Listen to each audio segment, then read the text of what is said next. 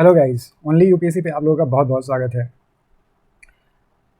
तो current affairs के daily series में एक बार फिर से आपके सामने उपस्थित हूँ लेकर के आज का ये सेशन। तो चलिए देखते हैं आज के करंट अफेयर्स में क्या क्या है। करंट अफेयर्स के अलावा आपके लिए जीएस के भी सेशन इसी चैनल पे आपको डेली सुबह के 11 बजे मिल जाते हैं, तो आप उसे देखना ना भूलें। कमेंट सेक्शन में फीडबैक ज़रूर दें।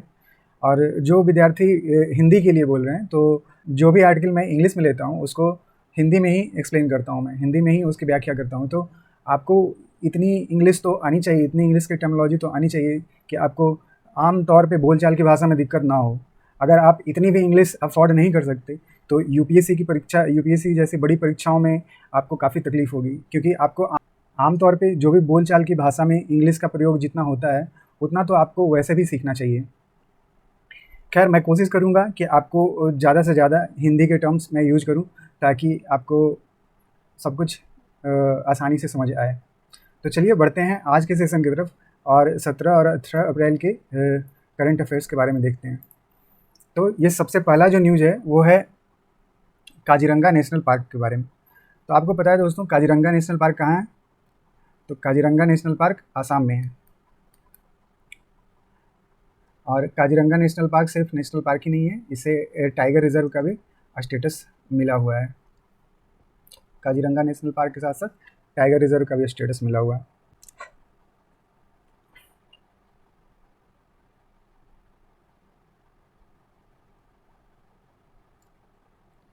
तो दोस्तों, ये न्यूज़ में इसलिए आया है क्योंकि आपको पता है कि काजीरंगा नेशनल पार्क एक सींग वाले गैंडे यानी कि राइनो के लिए बहुत ही फेमस है। तो जो जिस बात के लिए फेमस होता है वही उसके लिए खतरनाक भी कभी कभी साबित हो जाता है। तो इस नेशनल पार्क के साथ भी यही हुआ है कि ये राइनो के लिए फेमस तो है, इस एक सींग वाले गैंडे के लिए फेमस तो है, लेकिन इसी के शिकार के लिए यहाँ लोग नज़रें गड़ाए रखते हैं। तो ये जो शिकार होता है उसको इंग्लिश में एक टर्म बोला जाता है पोचिंग। पोचिंग मतलब जंगली जानवरों का शिकार करना ये होता है किसी कॉमर्शियल मकसद से, किसी पैसे के मुनाफे के लिए, किसी चीज़ के मुनाफे के लिए। जैसे वन राइनो, ये जो एक सींग वाले जो गैंडे होते हैं, इसके सींग का व्यापार किया जाता है वेरियस चीज़ों में।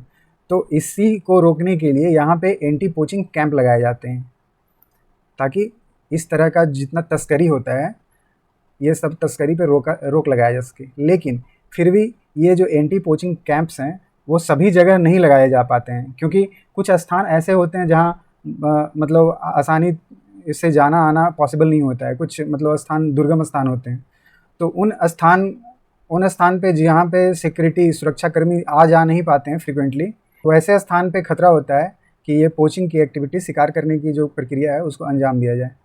तो वैसे स्ट्रेटजिक स्थानों की पहचान की गई है और वो पहचान मिली है कि वो जहाँ राइनो रहते हैं, जहाँ एक सींग वाले गैंडे रहते हैं, उसी के एरिया में है। तो उसको बचाने के लिए, पोचिंग को रोकने के लिए काजीरंगा नेशनल पार्क की तरफ से आर्मी को रिक्वेस्ट आई है कि आप काजीरंगा नेशनल पार्क में 3 बैले ब्रिज बनाएं, 3 बैले ब्रिज का ये फॉर्मेशन करें, निर्माण करें। तो एक्चुअली पहले वुडन ब्रिज वहाँ पे बना हुआ रहता था, लेकिन चूँकि वो फ्लड प्रॉन एरिया है, वहाँ बाढ़ आने का खतरा ज़्यादा होता है। तो बाढ़ग्रस्त क्षेत्र है, तो बाढ़ग्रस्त क्षेत्र में ज़्यादा स्टेबल ये वुडन का या लकड़ी का ये ब्रिज हो नहीं पाता है। इसके लिए ये 3 बैले ब्रिज बनाने के लिए रिक्वेस्ट किया गया है आर्मी से। किसके द्वारा? ये काजीरंगा नेशनल पार्क के जो कर्मी हैं उनके द्वारा। तो आपको पता होना चाहिए फिर कि बैली जो ब्रिज है वो क्या होता है, कैसा दिखता है। तो आपने देखा होगा बैली ब्रिज इस तरह का ब्रिज बनाया जाता है। ये लोहे का ब्रिज होता है, ये ज़्यादा मजबूत होता है, तो इसे अगर बाढ़ के भी दिनों में पानी भी आ गया तो इसे उतना ज़्यादा डैमेज नहीं होगा जितना कि लकड़ियों के ब्रिज को हो जाता है, लकड़ियों के पुल को हो जाता है। तो ये बैले पुल ज़्यादा स्टेबल है, इसीलिए इसको बनाने के लिए रिक्वेस्ट किया गया है आर्मी से। इसके अलावा आपको ये भी पता होना चाहिए कि काजीरंगा नेशनल पार्क को यूएन वर्ल्ड हेरिटेज साइट में शामिल किया गया है। बहुत पहले ही काजीरंगा नेशनल पार्क को यूएन वर्ल्ड हेरिटेज साइट्स में काउंट कर लिया गया है। तो चलिए बढ़ते हैं अगले न्यूज़ की तरफ। तो ये न्यूज़ है G7 मीटिंग्स के बारे में। आपको पता है G7 का मीटिंग कहाँ हो रहा है? तो अभी जापान में हो रहा है। जापान के हिरोशिमा में, जापान के हिरोशिमा में। और G20 की मीटिंग कहाँ हो रही है? तो ये इंडिया में हो रही है। इंडिया में बहुत जगह हो रही है, खास करके न्यू दिल्ली में, न्यू दिल्ली कैपिटल है तो न्यू दिल्ली में हो रही है, लेकिन इसके अलावा भी बहुत शहरों में हो रही है। तो ये G20 आपको इंडिया में रखना है याद, G7 अभी जापान में हो रहा है। तो G7 में ये मीटिंग स्टार्ट होने से पहले कुछ मीटिंग्स होते हैं साइडलाइन में, उन्हीं में से एक मीटिंग हो रहा था सारे क्लाइमेट और एनर्जी को लेकर के। तो सारे G7 के सारे जितने मेंबर कंट्रीज़ थे और जितने गेस्ट बुलाए गए थे, G7 कंट्रीज़ के अलावा कुछ गेस्ट को भी बुलाया गया था, उस गेस्ट में इंडिया भी शामिल था। तो India as a guest country G7 के इस मीटिंग में पार्टिसिपेट कर रहा था। तो सारे देश के क्लाइमेट मिनिस्टर आए हुए थे, तो इंडिया की तरफ से भी एक क्लाइमेट मिनिस्टर आए हुए थे, इन्वायरमेंट मिनिस्टर, जो पर्यावरण मंत्री हैं अपने भूपेंद्र यादव जी, वो गए हुए थे। तो इनके मीटिंग में ये इन्होंने कमिटमेंट किया, G7 के मिनिस्टर्स ने कमिटमेंट किया कि 2035 तक दुनिया में कार्बन फ्री इलेक्ट्रिसिटी प्रोडक्शन करना है। मतलब 2035 के बाद कोई भी ऐसा कंट्री ना हो जो कि बिजली बनाने के लिए कार्बन का उत्सर्जन कर रहा हो। तो ऐसा इन्होंने कमिटमेंट किया है। तो ये कमिटमेंट तो किया, लेकिन भारत की तरफ से बोला गया कि आपने जो फाइनल टेक्स्ट, जो मीटिंग हुई उसकी फाइनल टेक्स्ट जो बनती है, मतलब एक जब भी मीटिंग होता है तो मीटिंग का तो मीटिंग के बाद एक फाइनल टेक्स्ट यानी कि एक प्रेस विज्ञप्ति लास्ट में जारी की जाती है। ऐसे प्रेस विज्ञप्ति होती है जिसमें कुछ स्टेटमेंट दिए रहते हैं और उस स्टेटमेंट पे नीचे सारे जितने भी मेंबर रहते हैं सभी के सिग्नेचर होते हैं। मतलब सारे कंट्रीज़ ने इसको स्वीकृत किया हुआ है, ऐसा माना जाता है इस प्रेस विज्ञप्ति में। तो इसमें बताया गया कि ये जो फाइनल टेक्स्ट बनाया गया, इसमें बताया गया कि 2030 तक कम्प्लीटली कोल को फेज आउट कर देना, मतलब कोल के उपयोग को कम्प्लीटली बंद कर देना 2030 तक। तो भारत की तरफ से जो मिनिस्टर गए थे भूपेंद्र यादव जी, उन्होंने ऑब्जेक्ट किया, इस पर प्रतिरोध जताया और बताया कि इन्होंने बोला कि आप फेज आउट मतलब पूर्णतः प्रतिबंध की बात मत करिए। अभी हमारे जैसे जितने डेवलपिंग कंट्रीज हैं वहाँ कोल की काफ़ी आवश्यकता है, और वेस्टर्न कंट्री में जिस तरह से नेचुरल गैसेज के भंडार पाए जाते हैं उस तरह से हमारे यहाँ ऐसे कोई भंडार भी नहीं है। तो हमें कोल पे निर्भर रहना पड़ता है अगर हम अपने उद्योग को चलाना चाहते हैं, अगर हम बिजली का प्रोडक्शन करना चाहते हैं, अगर हम बहुत सारे काम करना चाहते हैं। तो डेवलपिंग कंट्रीज़ के इंडस्ट्रीज़ के लिए कोल बहुत ही ज़रूरी है। तो आप 2030 तक फेज आउट करने की बात मत कीजिए, 2030 तक फेज डाउन करने की बात करिए। मतलब हम धीरे धीरे कम करेंगे उपयोग, बिल्कुल बंद नहीं करेंगे, ऐसा भारत के पर्यावरण मिनिस्टर का कहना था। इसके अलावा अभी कुछ दिन पहले COP27 की मीटिंग हुई थी, उसमें भारत ने ये कहा था कि अगर बंद करना ही है, दुनिया को पॉल्यूशन से लड़ना ही है, तो इस तरह लड़ा जाए कि फॉसिल फ्यूल का, मतलब जितने जीवाश्म ईंधन है उसके स्रोत का उपयोग ही बिल्कुल बंद कर देना चाहिए। फॉसिल फ्यूल का जितना भी उपयोग हो रहा है, जीवाश्म ईंधन का जहाँ जहाँ उपयोग हो रहा है, सबको बंद कर देना चाहिए। ये फॉसिल फ्यूल का उपयोग बंद करेंगे तो उसमें वेस्टर्न कंट्रीज़ का भी नाम आएगा, उनको भी अपना जितने भी फॉसिल फ्यूल वो लोग भी यूज करते हैं उसको भी बंद करना पड़ेगा। भारत जैसे देश तो करेंगे ही। तो भारत का ये प्रपोजल COP27 में, जो कि शर्म अल शेख में हुआ था, शर्म अल शेख कहाँ है? तो इजिप्ट में है। तो इजिप्ट में COP27 की मीटिंग हुई थी, उसमें भारत ने ये कहा था कि फॉसिल फ्यूल का उपयोग बिल्कुल बंद कर देना चाहिए। तो उसी को लेकर के अभी ये बात की जा रही है कि कोल का उपयोग बिल्कुल बंद कर देना चाहिए। ये बातें ये लोग बोलते तो हैं, दूसरी तरफ आप ये भी देखें कि United states, Japan, Canada, Europe, ये सब बेसिकली किस पे निर्भर है? तो गैस पे निर्भर है। गैस का उपयोग हमेशा करते रहना चाहते हैं। तो ये लोग अपना उपयोग कम नहीं करते हैं, लेकिन जो डेवलपिंग कंट्रीज़ हैं उनको बोलते हैं कि आप लोग कोल का उपयोग बंद कर दो, क्योंकि हम लोग भी कोल का उपयोग अब बंद कर रहे हैं। तो इनके पास तो गैस का ऑप्शन है, हमारे पास तो गैस का ऑप्शन नहीं है। तो हम लोग इसे बंद तो करेंगे, लेकिन धीरे धीरे करेंगे। इसीलिए हमने एग्री किया है कि हम लोग सोलर और विंड पावर पे इन्वेस्टमेंट बढ़ा रहे हैं। तो 2030 तक सभी लोग विंड पावर से ज़्यादा ये बिजली बनाने की कोशिश करेंगे, ताकि धीरे धीरे विंड और सोलर जैसे क्लीन एनर्जी से बिजली बनाया जा सके और लोगों को बिजली का जितना भी कंजम्पशन है उसको पूरा किया जा सके। तो चलिए बढ़ते हैं। तो ये न्यूज़ काफ़ी इंटरेस्टिंग है। एक तरफ जर्मनी, जिसकी राजधानी बर्लिन है, तो जर्मनी ने कहा है कि जर्मनी अपना न्यूक्लियर रिएक्टर बंद करने जा रहा है, शट डाउन करने जा रहा है, जबकि फिनलैंड ने बोला है कि हम नेक्स्ट जनरेशन एक न्यूक्लियर रिएक्टर है जिसका नाम है ओलकिलोटू 3 ओलकिलोटू 3 न्यूक्लियर रिएक्टर ये ओपन करने जा रहा है। ये जो रिएक्टर ओपन करने जा रहा है ये यूरोप का सबसे बड़ा न्यूक्लियर रिएक्टर होने वाला है। तो ये जो रिएक्टर है ये रिएक्टर इतना बड़ा है कि अपने देश का ये 14% जो बिजली की आवश्यकता है ये अकेले उत्पादन करता है। तो ये काफ़ी इंटरेस्टिंग है, काफ़ी कॉन्ट्राडिक्टरी न्यूज़ है कि एक तरफ बर्लिन यानी कि जर्मनी ने बंद करने जा रहा है, जर्मनी अपने न्यूक्लियर रिएक्टर को बंद करने जा रहा है, जबकि फिनलैंड अपने न्यूक्लियर रिएक्टर चालू करने जा रहा है। तो काफ़ी इंटरेस्टिंग न्यूज़ है। चलिए बढ़ते हैं अगले न्यूज़ की तरफ। नारायण प्रसाद सौद, ये नारायण प्रसाद सौद हैं जो नेपाल के नए फॉरेन मिनिस्टर बने हैं। तो ये कुछ खास नहीं है, आपको सिर्फ नाम ध्यान रखना है कि ये नए मिनिस्टर बने हैं। तो आपको छोटे एग्जामों में ये सब पूछे जाते हैं। तो ये इंडिया भी आने वाले हैं नेक्स्ट मंथ, आप ध्यान रखेंगे। ये जो आज की न्यूज़ है इसमें बताया गया है कि जनवरी से मार्च के क्वार्टर में सबसे ज़्यादा फ्रेश इन्वेस्टमेंट रिकॉर्ड किया गया है। कितने का? तो 14.6 लाख करोड़ का। तो ये भारत देश के लिए तो वैसे बहुत अच्छी बात है कि इस क्वार्टर में देखा गया कि सबसे अधिक जनवरी से मार्च के जो क्वार्टर होते हैं, यानी कि आपको पता होगा फाइनेंशियल ईयर अप्रैल से अप्रैल चलता है, अप्रैल टू अप्रैल चलता है, यानी कि अप्रैल 2022 से अप्रैल 2023 तक चलता है, राइट। तो इसमें 4 क्वार्टर, इस पूरे साल को 4 भागों में बांट दिया गया है। 4 भाग यानी कि क्वार्टर 1, 2, 3, 4, मतलब 3-3 महीने में बांट दिया गया है। 3 महीना 3 महीना 3 महीना 3 महीना। तो क्वार्टर 1, क्वार्टर 2, क्वार्टर 3, क्वार्टर 4। तो क्वार्टर 4 में बताया गया कि सबसे ज़्यादा ये जो इन्वेस्टमेंट है वो आई है। तो ख़ास करके ये इन्वेस्टमेंट है जो प्राइवेट सेक्टर में ज़्यादा आई है। प्राइवेट सेक्टर में कहाँ? तो उसमें भी मैन्युफैक्चरिंग में सबसे अधिक आई है। तो काफ़ी ये मतलब उत्साहवर्धक न्यूज़ है भारत के लिए, भारत के उद्योग के लिए। इसमें बताया गया है कि जो ग्लोबल इन्वेस्टर हैं उन्होंने सबसे ज़्यादा इन्वेस्ट कहाँ किया है? तो सबसे ज़्यादा इन्वेस्टमेंट आंध्र प्रदेश में हुआ है।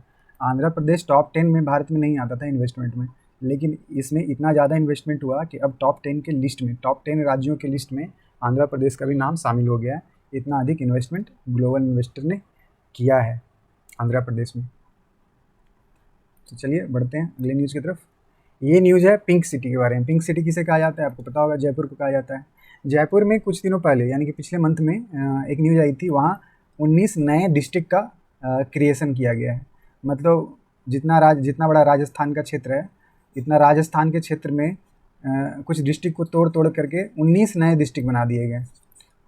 तो 19 नए डिस्ट्रिक्ट बनाने के पीछे सरकार का कहना था कि शासन व्यवस्था सुदृढ़ करने में इसको आसानी होगी और मतलब ज़्यादा बेहतर तरीके से ये प्रशासन चला सकेंगे। तो इसी नए ज़िले का जो क्रिएशन हुआ है, इसी के खिलाफ विरोध में जनता वहाँ उतरी हुई है सड़कों पे।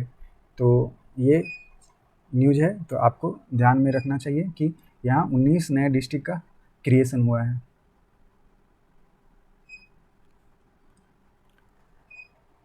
फिर देखते हैं ये रसिया और इंडिया का न्यूज़ है। तो ये है इंडिया के फॉरेन मिनिस्टर एस जयशंकर साहब, और ये हैं रसिया के डिप्टी प्राइम मिनिस्टर डेनिस वेलेंटिनोविच, ठीक है। तो ये अभी इंडिया आए हुए हैं और इंडिया में एक मीटिंग हुई इन दोनों के बीच में, और उसमें बताया गया कि रसिया अब व्यापार को और बढ़ाना चाहता है। लेकिन आपको पता होगा कि भारत और रसिया का व्यापार तो हो रहा है, लेकिन उसमें ज़्यादातर जो इम्पोर्ट है यानी कि आयात है, आयात भारत ही ज़्यादा करता है। इंडिया आयात ज़्यादा करता है, मतलब इंडिया खरीदता ज़्यादा है और इंडिया बेचता कम है। रसिया बेचता ज़्यादा है, रसिया एक्सपोर्ट ज़्यादा करता है। तो इस तरह से होता क्या है कि रसिया लगभग 90% चीज़ भारत को ये बेचता है, भारत इसको लगभग 5 से 10% चीज़ ही बेचता है। तो ये काफ़ी इम्बैलेंस ट्रेड है। इसी ट्रेड को बैलेंस बनाने के लिए ये जो डिप्टी प्राइम मिनिस्टर हैं रसिया के, उन्होंने प्रपोजल दिया है। तो इन्होंने बताया कि जैसे कि इंडिया, रसिया और चाइना के बीच जैसे कि व्यापार होता है 200 बिलियन का, तो वो ट्रेड काफ़ी उनके बीच में बैलेंस्ड है, 50-50%, मतलब 100%, 100 बिलियन का ट्रेड चाइना से रसिया में होता है, तो रसिया से चाइना में भी 100% का, 100 बिलियन डॉलर का ट्रेड होता है। तो इनका काफ़ी बैलेंस्ड है। इसी तरह ये चाहते हैं कि भारत से भी जो व्यापार है वो भी काफ़ी बैलेंस्ड रहे। तो ये बहुत ही अच्छी बात है। इसमें कुछ प्रॉब्लम्स हैं जो अपने जो फॉरेन मिनिस्टर हैं उन्होंने बताया कि हमारे पास कुछ प्रॉब्लम है, जैसे कि पेमेंट का इशू हो जाता है, लॉजिस्टिक इशू है, सर्टिफिकेशन का इशू है। ये सब प्रॉब्लम को अगर सॉर्ट आउट कर लिया जाए तो हमारा ट्रेड भी बढ़ सकता है। इस ट्रेड को बढ़ाने के लिए कुछ स्टेप्स तो लिए भी गए हैं, जैसे पेमेंट का जो इशू था उसके सेटलमेंट के लिए स्पेशल रूपी वस्त्र अकाउंट खोला गया है इंडिया में बहुत सारे बैंकों में। तो ये सब कुछ स्टेप लिए गए हैं, लेकिन आगे देखना होगा कि इंडिया किस तरह से अपना ट्रेड बैलेंस रसिया के साथ कर पाता है। उसके बाद ये न्यूज़ है कोस्टल इलाके उड़ीसा के तटीय क्षेत्रों से। तो उड़ीसा के तटीय क्षेत्रों में मैंग्रोव पित्ता नाम कर एक पक्षी रहती है। तो पक्षी का नाम क्या है? पित्ता। तो पित्ता नाम की जो पक्षी है उसे IUCN का जो लिस्ट होता है उसमें बताया गया है कि ये नियरली थ्रेटेंड है कंडीशन में, नियरली थ्रेटेंड। कैसे पता चला? तो इसकी पहली बार सेंसस किया गया है इस क्षेत्र में, इस पक्षी का पहली बार गिनती किया गया है इन क्षेत्र में। तो पता चला कि ये इसकी संख्या लगभग 179 है इस पक्षी की। तो इससे पता चला कि ये नियरली थ्रेटेंड की कैटेगरी में आ रहे हैं। ये बेसिकली किस क्षेत्र में ज़्यादा पाए जाते हैं? तो भारत के पूर्वी हिस्से में। कहाँ? तो भितरकनिका। भितरकनिका आपको पता होना चाहिए कहाँ है। भितरकनिका नेशनल पार्क भी है, ये उड़ीसा के क्षेत्र में पाए जाते हैं। तो भारत के पूर्वी क्षेत्र यानी कि भितरकनिका जो कि उड़ीसा में है, सुंदरबन जो कि बंगाल में है, यहाँ ये खास तौर पे ये पक्षी निवास करते हैं। और ये पक्षी का सबसे जो ज़्यादा कंसंट्रेशन देखा गया, मतलब घनी आबादी इस पक्षी की सबसे ज़्यादा कहाँ पाई गई है? तो मैंग्रोव का इलाका जो कि महीपुरा रिवर है, महीपुरा रिवर के पास मैंग्रोव का जो इलाका है भितरकनिका नेशनल पार्क में, वहाँ बताया गया कि सबसे अधिक संख्या में ये पक्षी इस क्षेत्र में पाए जाते हैं। तो बढ़ते हैं आज के आखिरी न्यूज़ की तरफ।